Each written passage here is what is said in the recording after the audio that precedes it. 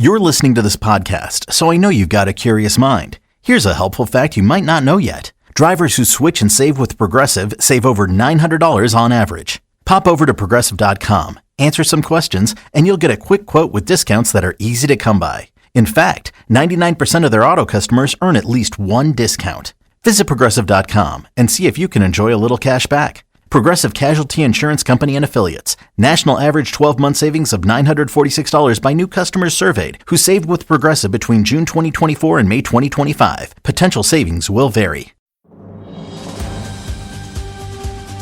This episode is brought to you by Progressive Insurance. Fiscally responsible, financial geniuses, monetary magicians. These are things people say about drivers who switch their car insurance to Progressive and save hundreds. Because Progressive offers discounts for paying in full, owning a home, and more. Plus, you can count on their great customer service to help you when you need it, so your dollar goes a long way.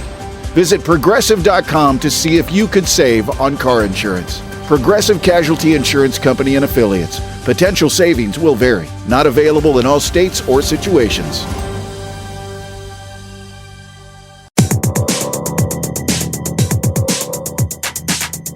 Ladies and gentlemen, boys and girls, dying time is here. That's right, this is Kill by Kill, Friday the 13th, Part 3 in 3D, the final chapter. No, it's not. The final chapter is the fourth one, but this is the last of the 3D. Oh, well. Greetings and salutations, Internet. It's the Kill by Kill podcast. My name's Patrick Hamilton. I'm your humble host coming to you from Camp Crystal Lake, for as close to it as we can possibly get. And I'd like to welcome all of our loyal listeners and all the new people who've come on board since Halloween. We're so happy that you are here with us today. You may or may not know the Kill by Kill podcast is dedicated to celebrating the least discussed component of any horror film, the characters. We're going to unpack all the gory details of every hack, slash, and decapitation in the Friday the 13th series, because a camper's untimely end is just the beginning of the jokes that we can make about them. And my compadre in this particular effort, this Herculean task, is the one and only Gina Radcliffe. How you doing, Gina? I am good. I'm good in this. Is it really, do we want to call it a Sisyphean effort? Because that seems depressing. That seems like we're just going to keep plugging away at this to no end or any sort of reward. I think Herculean probably works better. I like the way you put it. Yes. I mean, I don't think there's a point to any podcast that doesn't carry a depressing side note. I just think that's part and parcel of what we do. And hey, kids, we're super, super lucky. We have a special guest with us. It is from Hollywood, Clint Worthington from Chicago. How you doing, Clint? Oh, well, hey, kids. Thanks so much for having me on, guys. I'm very happy to join you for, is it episode 13? Yes. Yeah. Hopefully I'll survive to the end of the podcast.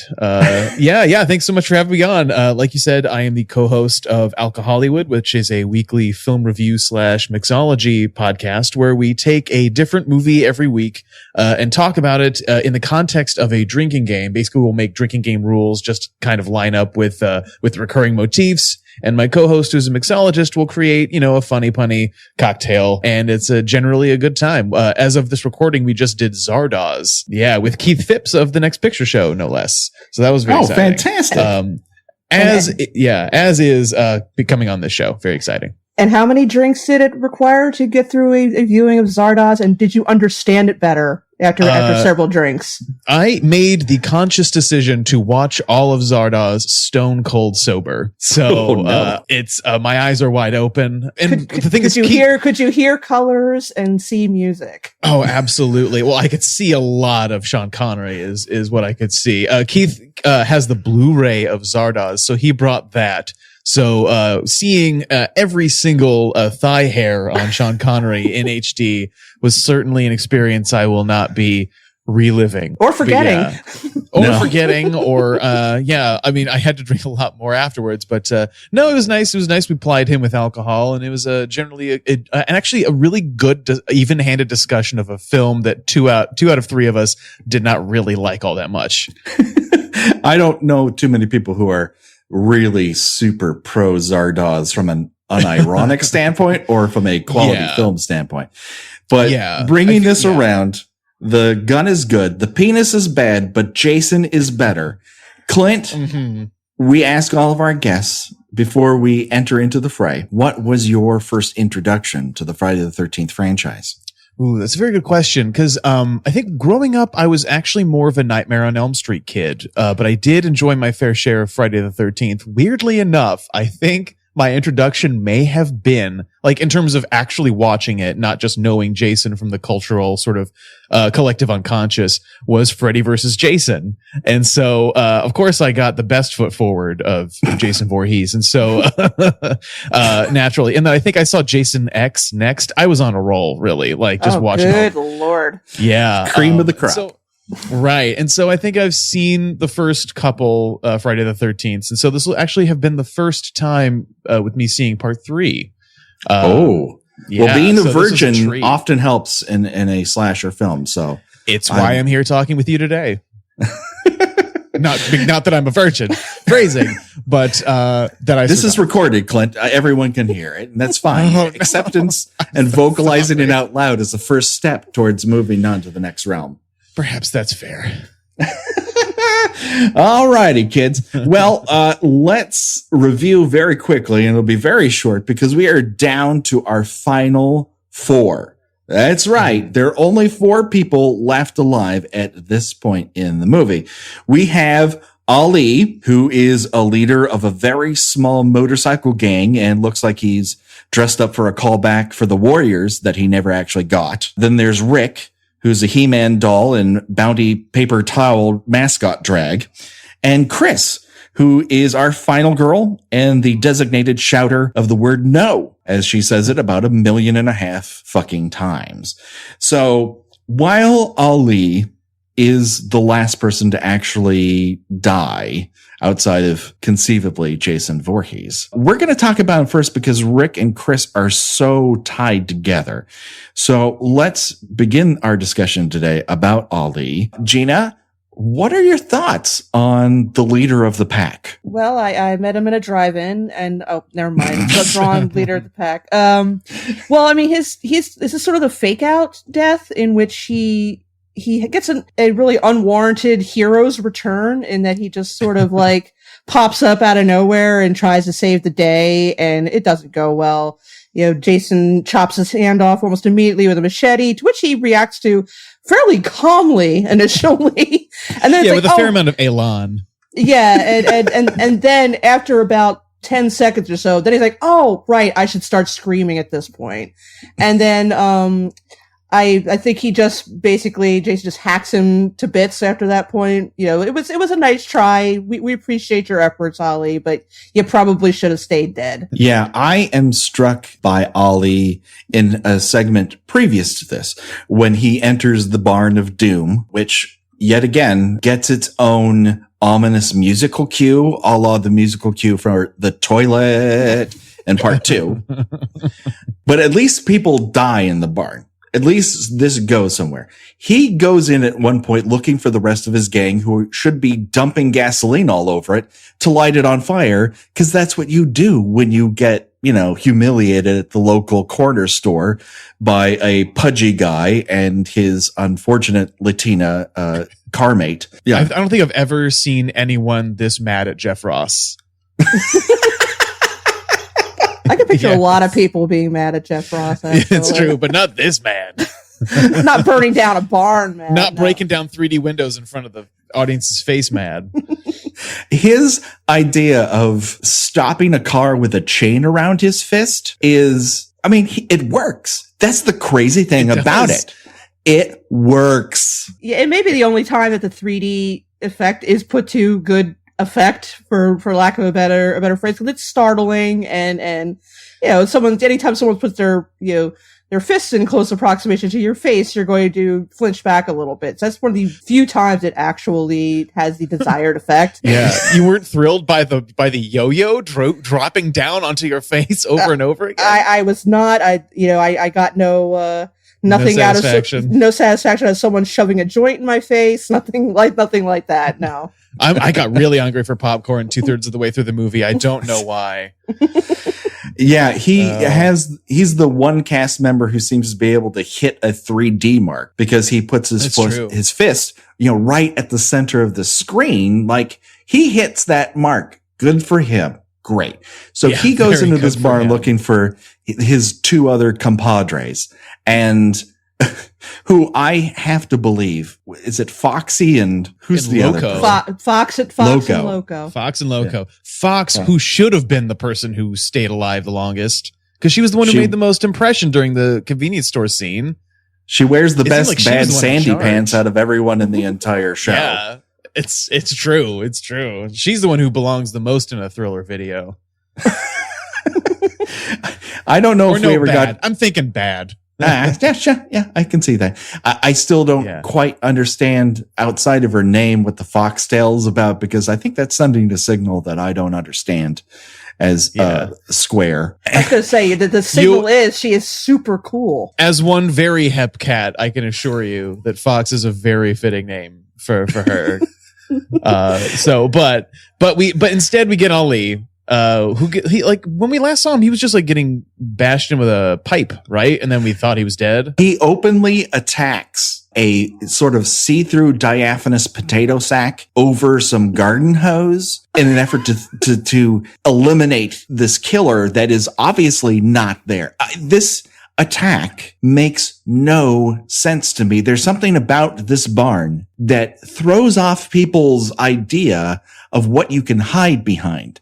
A little bit later, at the very end, Jason is looking for Chris, who's the last person alive, and he throws a tizzy with these chairs that are in a sort of small enclosure within the barn. There's no way that Chris is behind those I can see through them chairs. There's almost like maybe a gas leak in the barn. It's sort of like in The Simpsons when they go to Praise Land and they all start having convulsions and visions, and it turns out that there's gas leaking into the park. I just think maybe they go into this barn and they start seeing things that aren't there. Well, maybe that gas they had siphoned had started leaking out into the barn, gotten turned over, and so everyone's just breathing in the fumes. Everybody was just high on fumes. Yes, Clint figured it out. I did. Clint figured it out, everybody. Mystery, everyone. Jinkies. We're done with the podcast. It's been nice. Mystery. Yeah. So why you would have gotten away with it too if it wasn't for you meddling observer of a motion picture. A charitable explanation of shitty special effects. I am nothing if not extremely charitable towards really shitty movies, so I take that as a compliment. But Ali, it would have been better for the movie if if we had seen that he was alive sooner, and maybe they sort of teamed up a little bit to try to escape. I don't know why he shows up again. Yeah, where was he all this time? I mean, was he unconscious because this is also to be the same day, presumably. So was he just laying there for 8 to 12 hours and just happened to wake up at that exact moment? And here's the trouble with people coming back to life after being presumed dead in a Friday the 13th movies, because especially in this one, there seems to be stages to Jason's murders where he'll kill someone and then he will place the body somewhere else, presumably for survivors to notice. So he has to mess around with the bodies a lot. So it's really, really tough to survive Jason. So I don't know what he did with Ali to be I won't hang him from the tree. Who gets chosen for the Voorhees family dead body funhouse? Yeah, I'm not gonna. I know that Loco's going to look really good in this tree. He can see it the idea that Gina came up with, that Jason knows inherently what a couple's fuck style is, so he can use it against them. He also has an interior, or in this case, exterior decorator's idea of what looks good dead body wise to spring out at people. Yeah, there does seem to be a method to his madness, because there's always one person that falls out of a tree, one person that falls out of a cupboard, one person that gets flung like a sack of potatoes through a window. And it's kind of, I mean, he doesn't vary in his ways of doing the whole surprise, everybody's dead, but he does have ways that he's very stuck on. Definitely the either throwing people in windows or out of windows. I will say it's very economical of him to use a dead body to further scare other prey. I love that he uses every part of the victim. Like a Williamsburg urban farmer, just uses every bit. Yeah. Farm to window. From death to decoration, he does it all. Yeah. Yes. Well, I sort of feel like he's in competition with, he snuck into town and saw Halloween and really liked what Michael Myers did with the setting up the corpses to be perfectly timed, that, when Jamie Lee Curtis is running around the house, that's the exact moment when Bob's corpse just comes swinging out of nowhere. Like as if he was like just kind of attached on a hook and like a Wile E. Coyote sort of contraption that at that exact moment she tripped over a tripwire. Here he comes. And it's like, I like this. I need something a little more showmanship in my work. It's a little zazz. Well, yeah. Well, he's also really jealous because Michael Myers found his look sooner. That's true. He did. It took the Friday the 13th series 3 movies to figure out the signature look for their signature villain. Because this is the first real rampage we have with a murderer in a hockey mask. And I have to give credit to Shelley for oh man, he knew how to pick him. He was like, I really like this. Jason kills Shelley. He's like, I like this hockey mask. I'm going to keep it. Yeah. Shelley showed a remarkable amount of, prescience and thinking that this looks like something someone would wear to disguise themselves when going on a murderous rampage. Yeah. I guess when they were thinking about creating the characters for this movie and they were like, oh, he needs to take a mask off somebody. Or we need at least one fat guy, some guy with just a really huge face. So that way the mask will fit on Jason's giant face. Who can we get that's not has sort of an Alec Baldwin-esque face in terms of size? We see someone who's the biggest head in Hollywood. Just need a canned ham of a head for an actor here. This is what we're looking for. And so we'll get baby Jeff Ross. That'll work. Yeah. It does make you wonder why Jason did not also adopt the wetsuit look. Yeah, right. It's that's one step too far. I'll put on that mask. That looks good to me, but the wetsuit, I'm fine being wet and stinky what I got on. Even a feral killer is not going to walk around in the woods of New Jersey in the middle of summer in a wetsuit. That's not happening. He's like, this is not flattering on my body. And just the moisture aspect alone is just, you thought Mrs. Voorhees' sweater smelled bad. I mean, that's just where we're moving past just, faces melt. He wouldn't even have to kill anybody with his bare hands, just stand there long enough and just your face is melting right off, just looking into the Ark of the Covenant. Yeah. Well, it looks like Jason is looked into the Ark for 5 seconds, then looked away. He's like, I'm fine. How does it look? He's a little burnt pizza looking in this. Yeah, it's a little. Yeah, he's a little like Pizza the Hut meets Sloth.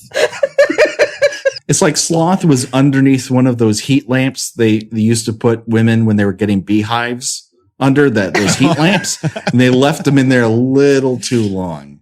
It's a little too pink. It's a little too eraser looking.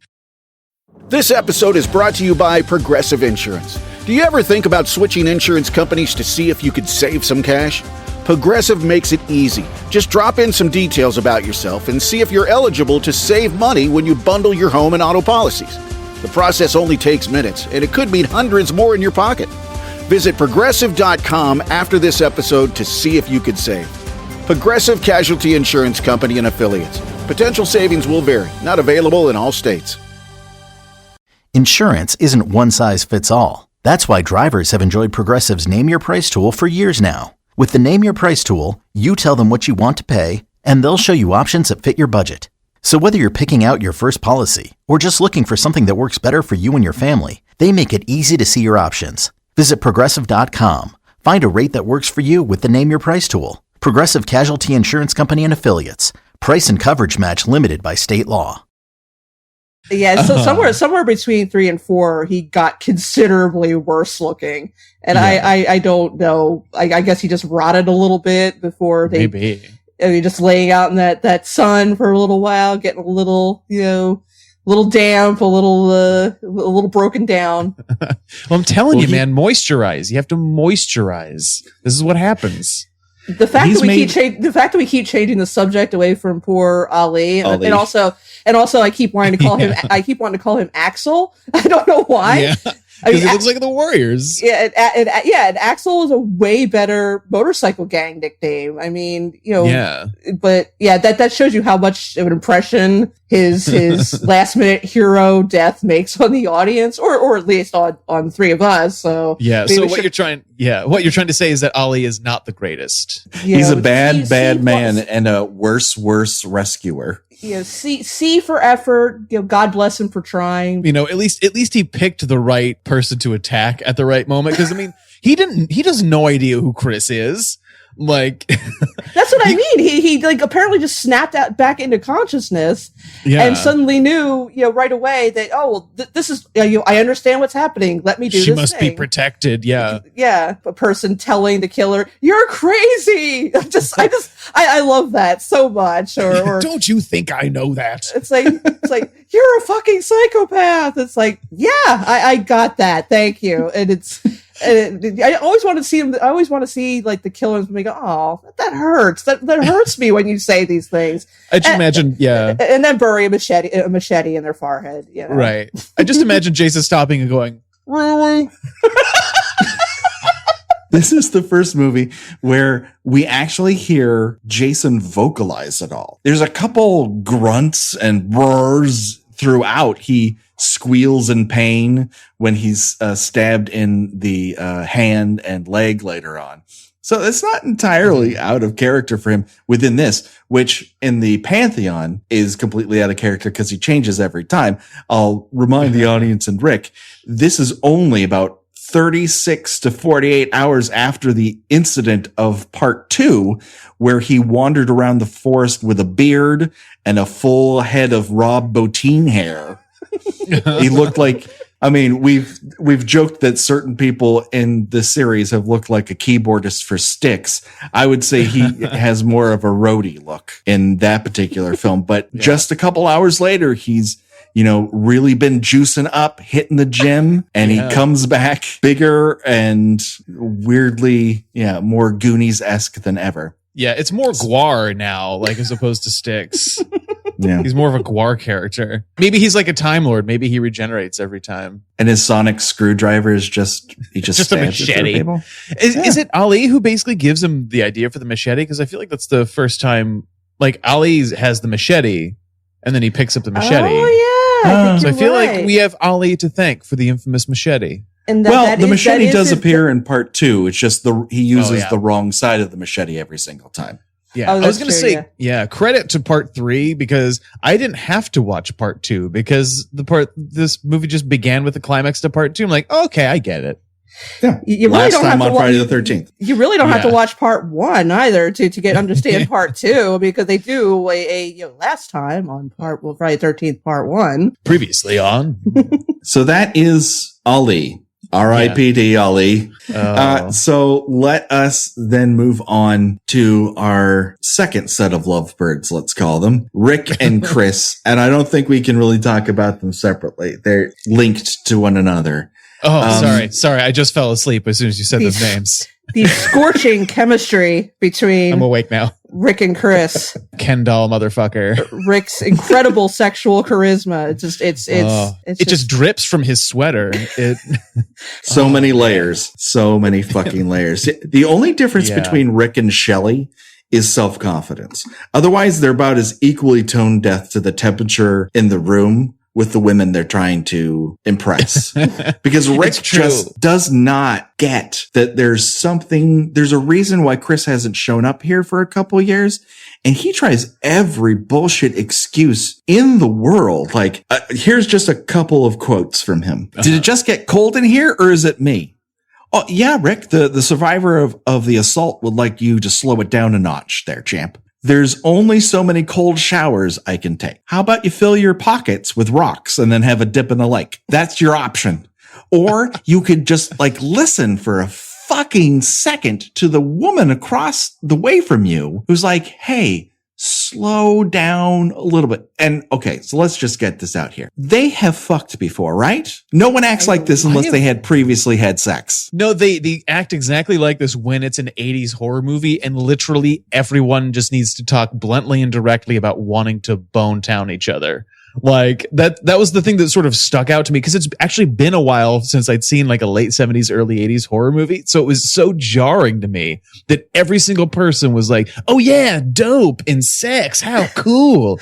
And I'm coming here to score. Right? Oh, what's that screaming sound? Oh, probably Debbie just having an orgasm. Yeah. It's not even something specific to Rick. Rick just seems like the lamest, blandest example of it. Like it's the exact thing that Wes Craven was making fun of in Scream. It's just like everyone has sex in the brain because their target audience is teenagers who titter at the even just the word boobies. I just tittered right now. Boobs. That's an interesting point you make, though, because I mean, as I would definitely say that, you know, we in the 21st century are more generally sex positive, but I don't know that anybody announces in advance before taking a trip with their friends anywhere that they intend to get laid. I mean, even if you bring your partner with you, I mean, that's not really something that needs to be established. You know, certainly your friends aren't going to want to, you know, hear that you intend on shacking up with your partner the whole time, and even more, you know, if you're a dude and you're there with a bunch of women, they don't want to hear that you intend to get laid that weekend. It's like, oh, really? By whom? And then, you know, that's, you know, and that should lead to a well-deserved, very uncomfortable conversation. But, you know, in movies like these, it's like everybody's all giggling and wondering, well, which one of us does he want to sleep with? And, you know, obviously these are probably, they were exaggerated for these kind of movies. But yeah, no, that's a really interesting point that you make, that, you know, the primary purpose of all these people, you know, these people gathering at Camp Crystal Lake, ostensibly to train counselors or whatever. But yeah, no, they're all pretty plainly there to score, buddy. Yeah. High five. Right. Well, I mean, I guess it's, you know, that's a horny teenager thing too, because there's nothing quite like sexually desperate teenagers to like telegraph so much how much they want to have sex, or like how much, you know, that classic sort of bragging about having sex even though you haven't, like that kind of thing that like teens do all the time. I guess that's part of it, but it's also just really, really exploitative. And it's just a little weird to watch like in 2016 when we generally know better. It's even weirder that, unlike a lot of movies that are pretending to have high school students in them, these people are not pretending to be in high school. Yeah, they're all obviously older, and I can't imagine an adult male somewhere in his mid to late 20s announcing to a girl that he's trying to bed and say, I think we should set aside 3 hours a day to fulfill our needs. That is not going to get anyone turned on. It feels like he already feels entitled to sex. Like that's what it is. Like he like the reason he was invited there is to do that. And I guess instead of asking, his strategy is just like, we're going to fuck. This is when we're going to do it. But say it in like what he thinks is a jokey enough way to like let it skirt by. And she tells him that she was attacked, and he just sort of like, well, you know, that's a thing that happens.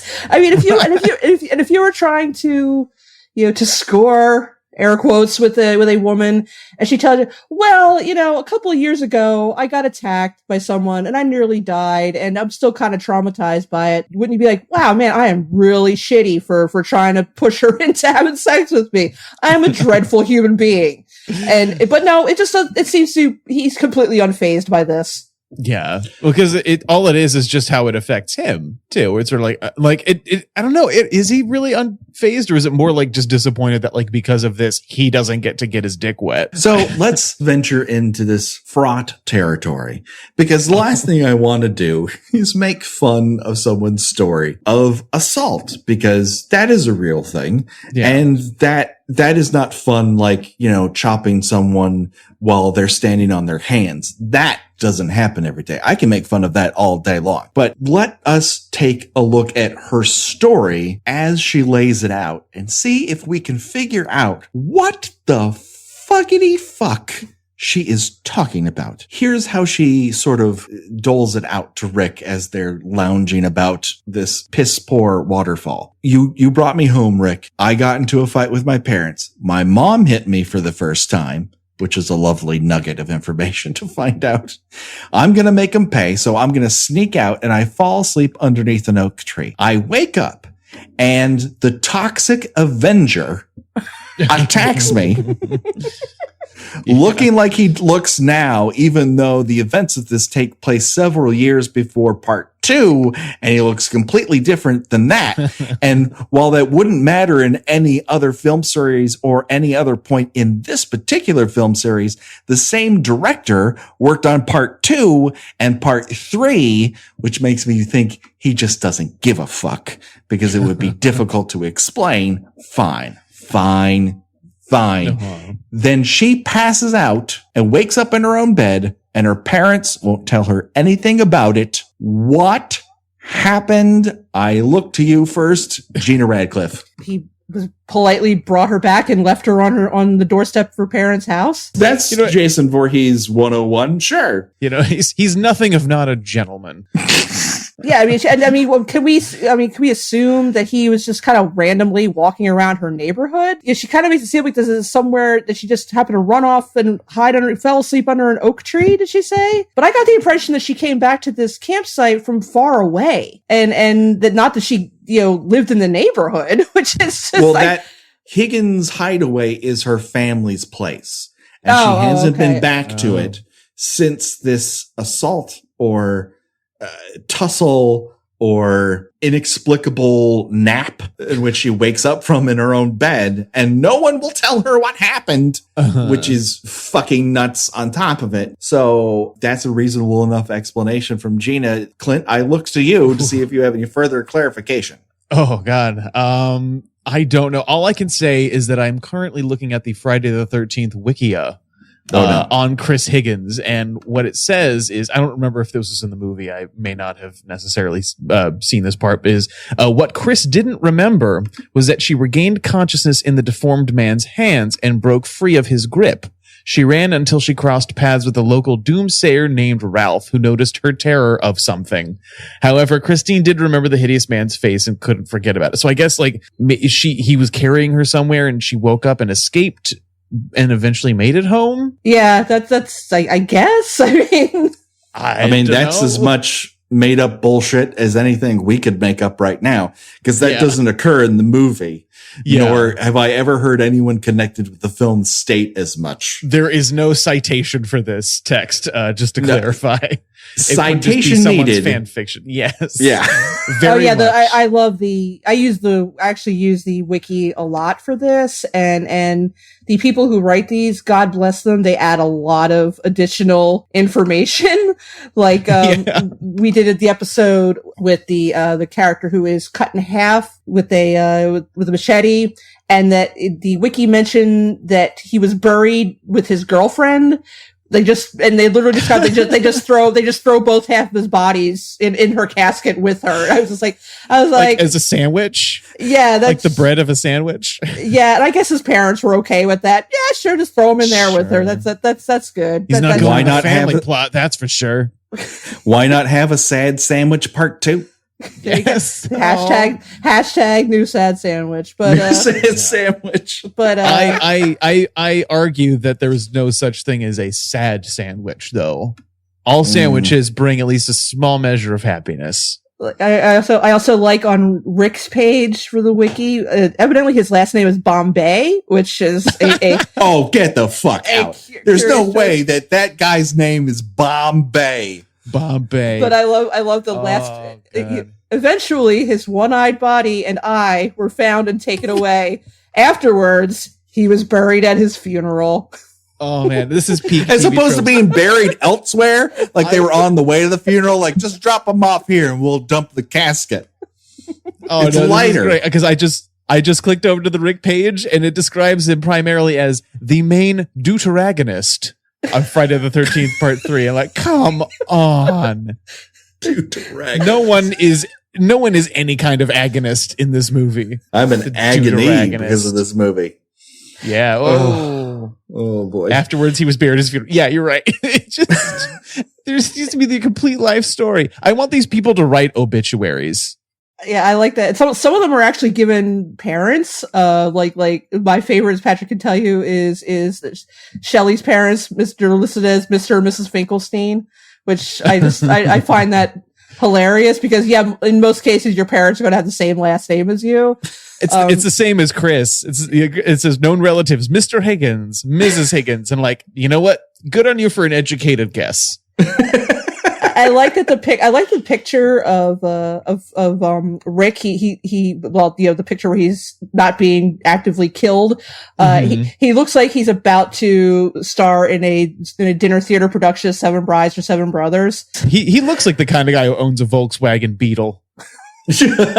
Yeah, he's very cool about that being pretty much destroyed. And I just then don't know later, if he has the capacity for that much emotion. Like, what'd you do? And then later the battery doesn't start. And he's like, what are you going to do? This is a hunk of junk that I just happen to own, and I have no emotional connection to its ability to work or not work at all. Yeah. What a dummy. Oh my God. He's not the worst. He's not as bad as Paul, and he's not as bad as Shelley, but he's not much better. Kill. Break. Well, hello there, campers. It's your old friend Patrick Hamilton. We're taking a break from the action to let you know about a couple different places that you can find myself and Gina outside of the Kill by Kill podcast. The first place you're going to want to go to is the Loose Cannon podcast with Caroline Fulford. I tell you, this is a great episode. Every episode there is fantastic, wonderful insights that you're just not going to get anywhere else. But Gina and Caroline broke down the 1982 version of Cat People. And oh my goodness, what a wonderfully strange and sweaty, sexy, Ed Begley filled film. Oh my. It is so delightfully odd. It has to be seen to be believed. And if you don't believe me, you've got to listen to this podcast and find out more. Please go out and listen to the Loose Cannon podcast with Caroline Fulford. Every single episode, you won't be disappointed. Also, make sure to check out the Scream 101 podcast, where horror fanatic Brennan guides his genre newbie friend Sergio through the scariest films in cinema to see what happens when fright flicks stop being polite and start getting real. Oh, wait a second, that's from the real world. Oh no, when Brennan and Sergio get together, it's murder. Now that's heart to heart. Anyways, it's a really fun podcast. And Brennan, who's a great fan of the show and we love his support, asked me to come on for one of their episodes where they talked about the 1981 sequel to Halloween. And it turns out that's a pretty nasty little flick. We had a lot of fun discussing nurse shoes and how to hit on an unconscious woman and sort of holes in our own personal horror histories. I think you'll really like it. Why don't you check out both the Loose Cannon podcast and Scream 101 today. And now, back to our regularly scheduled massacre. Kill. Break. After Chris tells her tale, her audition monologue, as it were, the car won't start. So Rick says, we're going to have to walk. And Chris says, oh, I know a shortcut. Is that a shortcut by I Got Mysteriously Assaulted Here Creek? You know all the ins and outs of this place in the middle of the night? Oh, Jesus Christ. Why are you following this person? Why did you wander away from civilization? This is stupid. Okay. So they go back to the house. I feel like you just said that just to say that, didn't you? So they go back to the house. They are surprised that no one is doing or saying anything, especially with those troublemakers, is Rick's retort, which he lands with all the panache of a person being put under right before they're having a dental procedure.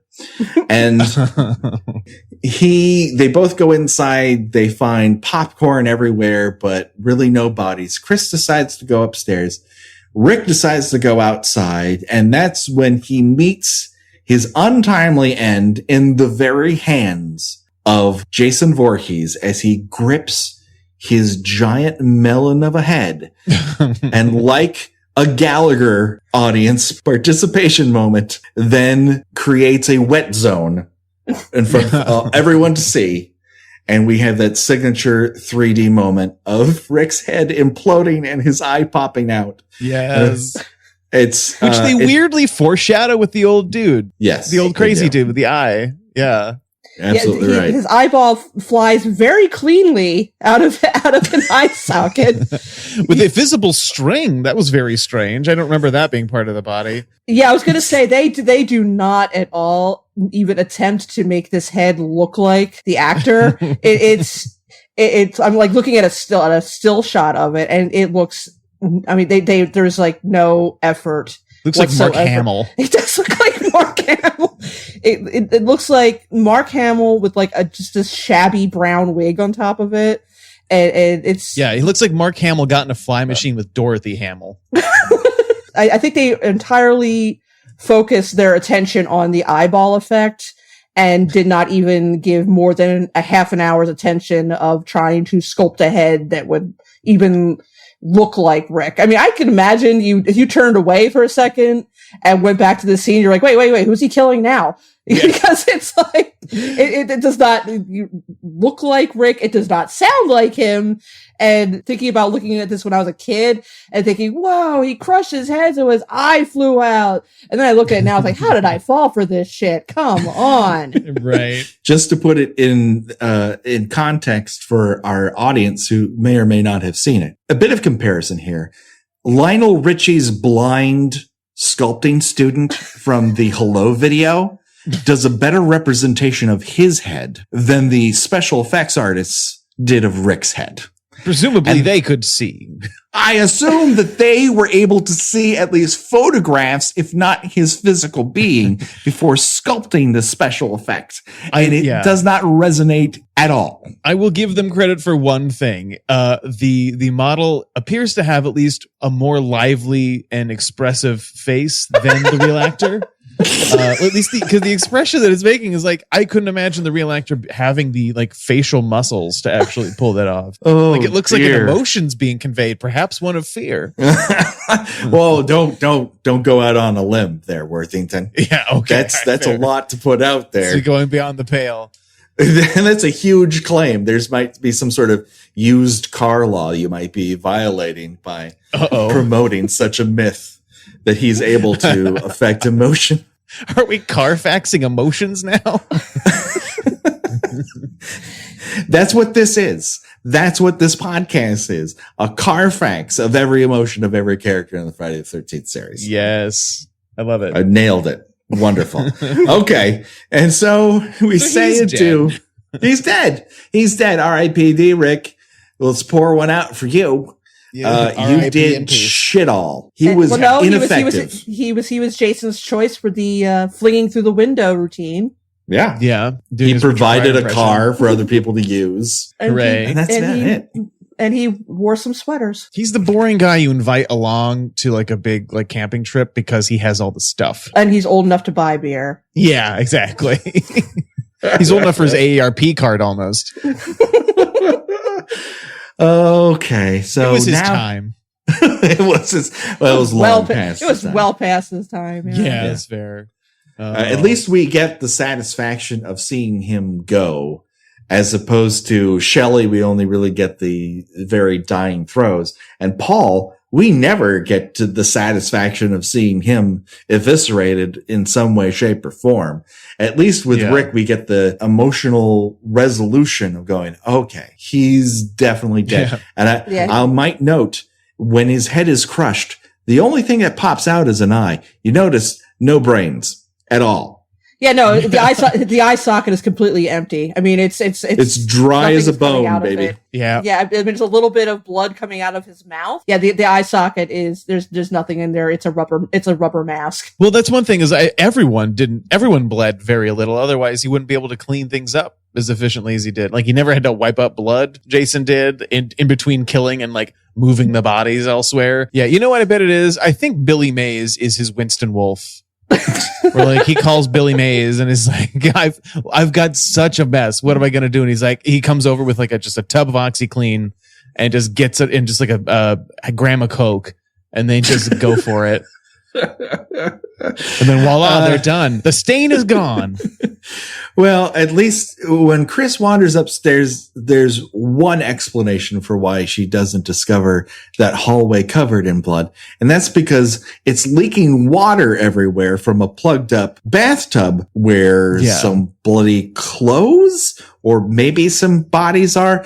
We can't tell, but I know that Chris has never owned or rented because no one's been that fucking casual about water damage. I've never seen someone saunter so slowly when it's obvious that there's a massive amount of water that should not be in your hallway pouring into it. Well, I just don't know what Jason's plan was for the clothes. I guess he was washing those. I presumed there was going to be a dead body in there, but then I guess it was just clothes. That, or maybe it was an MPAA cut. Was one of those things you never know.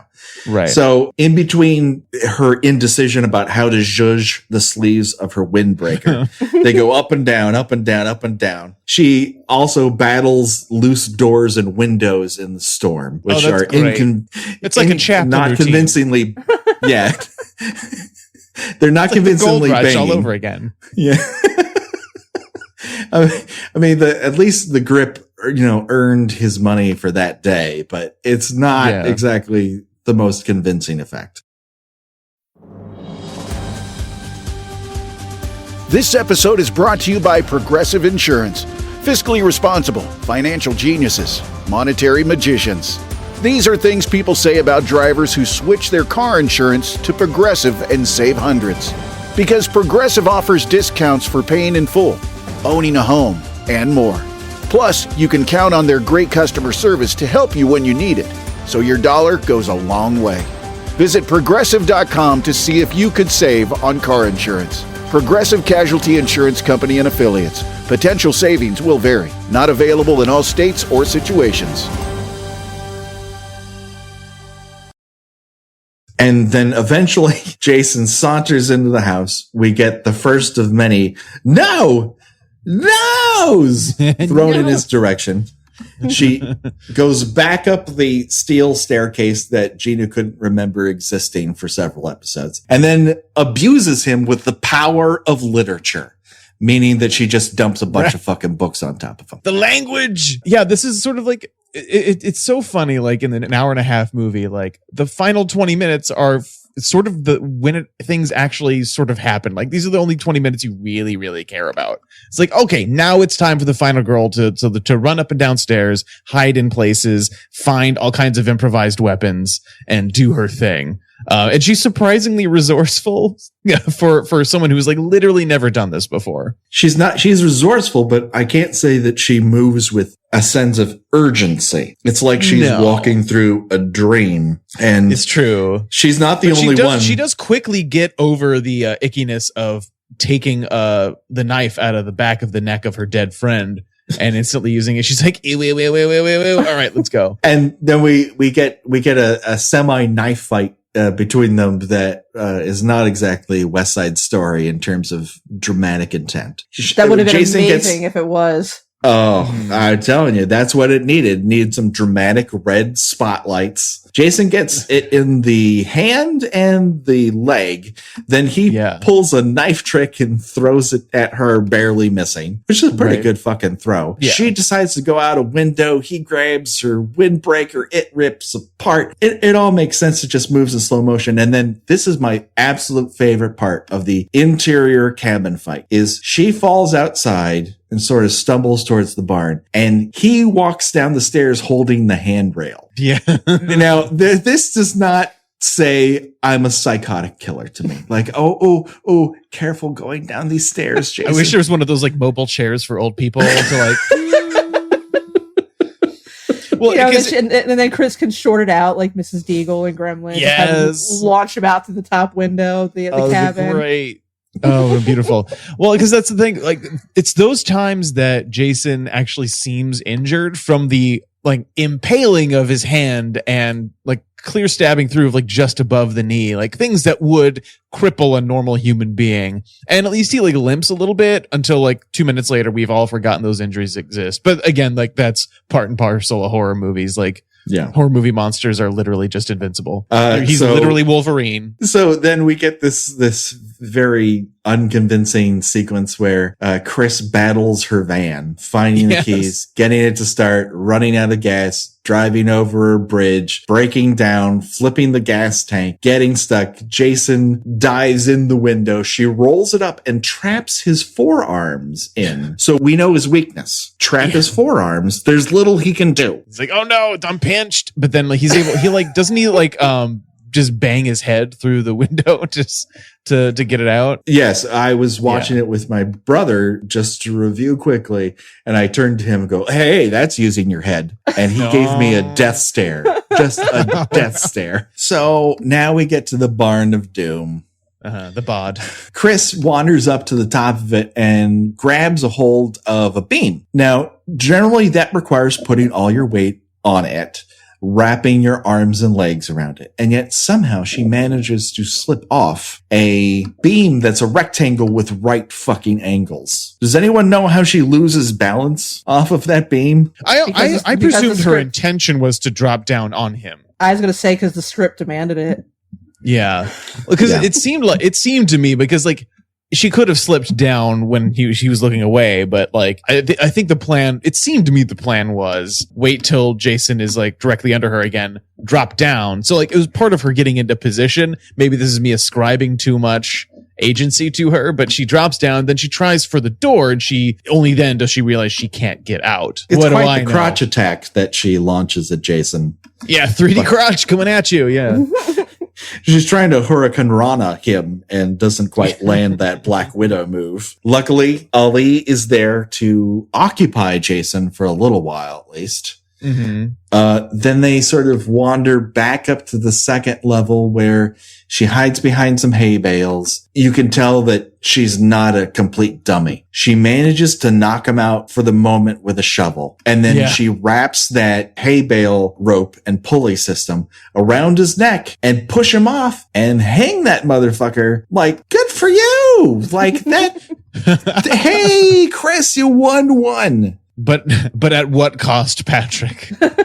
At what cost? Because when I was watching that, I was thinking, oh man, like it's really efficient, good for her, but also like, holy shit, like the extent to the way in which he is going to die is very, very brutal, and maybe she's taking a little bit of pleasure in this. Like maybe she's the real monster, guys. Yeah. Well, she knows at this point that this is the guy, the one who attacked her before, because for whatever reason, I guess because he recognized her too, he lifts his mask. He's like, remember me? Which is just, it harkens back to that odd sort of, like in the second movie where he takes 5 years to stalk Alice, demonstrating a sort of intellect, let's say, that he doesn't always have. Guess when you attack someone, you remember them? I've never attacked anyone. I don't know if those kinds of things, I don't know if that one that got away thing works in that regard. I'm pretty, the only version of the one that got away I know is the romantic kind, but I guess it kind of works if you're a crazed killer too. You have that person on your mind forever. I'm sure the line's very blurred between the two. Well, that's true. That's true. But yeah, he, lifts his mask. See, I thought you looked familiar.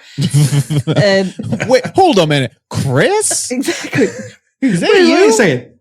Yeah, the last time I saw you were like asleep underneath an oak tree. Is that really you? Oh my God, how long has it been? I've killed so many people since the last time I saw you. I can't even tell you. It's like, my God, you look about 6 inches taller and 75 pounds heavier. Well, you spend a lot of time. I've been lifting a lot. I've been lugging grown men and throwing them through windows like piles of logs. That country air really just does a lot for the body. Yeah. Well, let me tell you, you look great. Good times. Good times. Yeah. It's like that song, Old Lang Syne, where the guy reunites with his old girlfriend on New Year's Eve. Just picture that song playing while Jason lifts his mask. You got a real Harry meets Sally sitch going on here. Yeah. I'll have what he's having. Which is what? Like rancid raccoon? We don't know what his diet is. Yeah, it doesn't seem too great. He's not on the Atkins diet.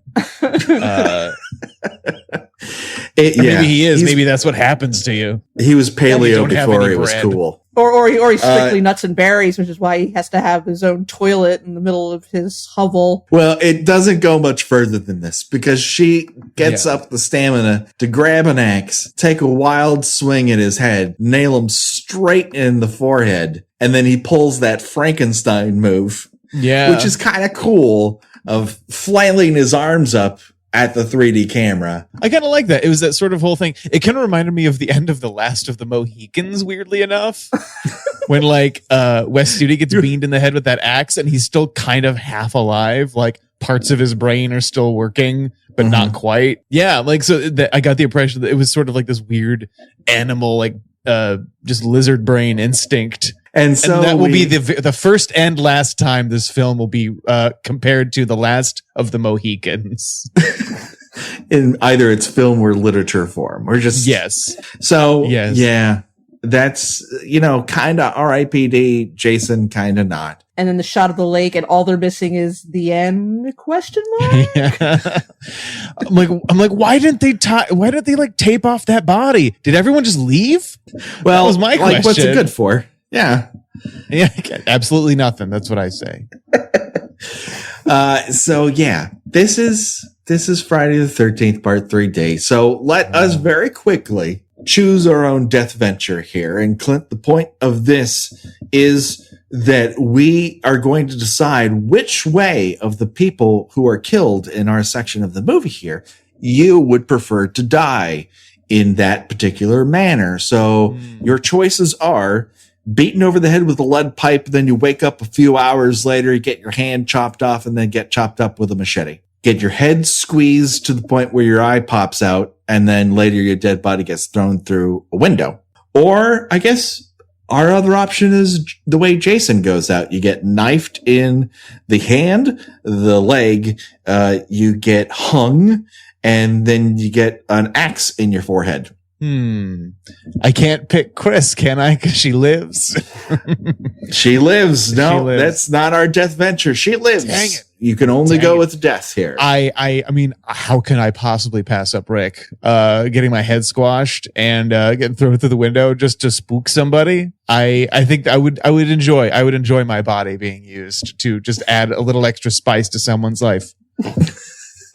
That is very giving of you, Clint. Yeah, that says a lot about you as a person and a lover, I assume. A gentleman never kisses and tells. Gina, what direction are you going to head in? You don't have a whiteout to choose here. You got to choose a real death this time. Well, sometimes in making my decision for this, I try to think about what my role in a movie like this would be. And I am pretty sure I would be the person that tries their hardest to protect someone or to save the day, but would die quickly and ineffectively. So I would have to say that I would choose Ali's way out, because he probably, I gotta say, having your head crushed is a fairly prolonged and painful death. I mean, once Ali was on the ground, he's probably out in the first or second slashing. Although I don't know, he recovered from being beaten with a large wrench, so he might have put up a good fight. We don't know. But yeah, I'm thinking in terms more of just popping up out of nowhere, trying to save the day and failing miserably. And I can totally see myself in that regard. So yeah, I'm gonna choose the door marked Ali. I can see where you're coming from, because at least Ali got a good nap in. Yeah. So that way you get a nice nap right before you die. You're rested. It's a big day. Yeah, I'm going to side with Clint on this one. I'm going to go for head crush, if only to sort of fulfill my inherent kids in the hall fantasies. I crush your head. Exactly. That's the way I want to go out. Assuming that your rubber head model would be as unlike your actual visage, who would you assume that it would look like, as opposed to Mark Hamill with a shabby brown wig? Oh, maybe like a Ted Danson. I'd go with the Ted Danson. He's got a very nice head of hair. I don't know if it's all real, but it sure looks good. Yeah. Well, I guess here, fan theory, because the model looks so unlike Rick, maybe he used it to fake his death. He was a different guy. I mean, Shelley was a special effects guy. Maybe he happened to have a rubber head just sitting around in his he brought everything else. Somewhere he and Shelley are just sitting on a beach in Cabo, sipping back Mai Tais and just having a grand old time. Yeah, Shelley could have been faking the whole time. We only saw him collapse. I mean, nobody declared him officially dead. Yeah, it's true. I declare him officially dead. He's dead to me. Yeah, he's dead to me. Exactly. Exactly. All righty, kids. Well, that just about does it. Clint, where can people find you in the big bad internets? Oh, well, that's a good question. I'm everywhere. I am all of you. But mostly, I'm on Alka Hollywood, which is ALCO Hollywood. You can find that at alkahollywood.com, or you can subscribe to the podcast on iTunes or whatever other podcatchers you've got. I'm on Twitter at Alka Hollywood. We release episodes every week, and usually every Thursday. And in addition to that, I am also a staff writer for Consequence of Sound. So occasionally, if you go to consequenceofsound.net, you will see my film reviews and features reviews and all that kind of fun stuff. Excellent. And Gina, the same? I write about 70s and 80s television at tuneintonight.com. So that just does it for us. If you want to say something to us, there's a couple ways you can do it.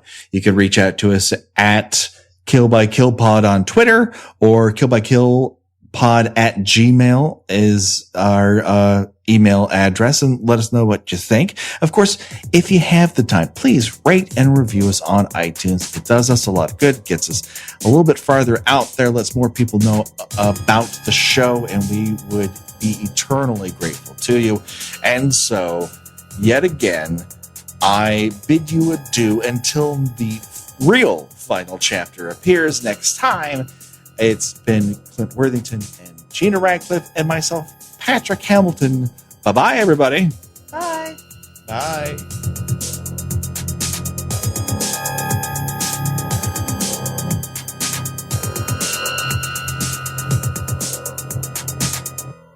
Kill by Kill is produced by We Write Good and is intended for entertainment purposes only. Friday the 13th is owned by Paramount Pictures. Jason is owned by New Line Cinema. No infringement is intended. Kill by Kill logo was designed by Josh Hollis. Visit him at joshhollis.com. The Kill by Kill theme was created exclusively for us by Revenge Body. Get the whole track and much, much more at revengebodymemphis.bandcamp.com today. If you like the show, please take a moment to rate, review, and subscribe. It really does help the show to grow. Thank you for listening.